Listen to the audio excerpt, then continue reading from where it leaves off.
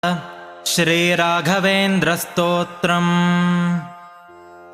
श्रीपूर्णबोधगुरुतीर्थपयोब्धिपारा कामारिमाक्षविषमाक्षशिरस्पृशन्ति पूर्वोत्तरामिततरङ्गचरत्सु हंसा देवालिसेवितपराङ्घ्रिपयोजलग्ना जीवेशभेदगुणपूर्तिजगत्सु सत्त्व नीचोच्चभावमुखनक्रगणैः समेता दुर्वाद्यजापतिगिलैर्गुरुराघवेन्द्र वाग्देवता सरिदमुं विमलीकरोतु।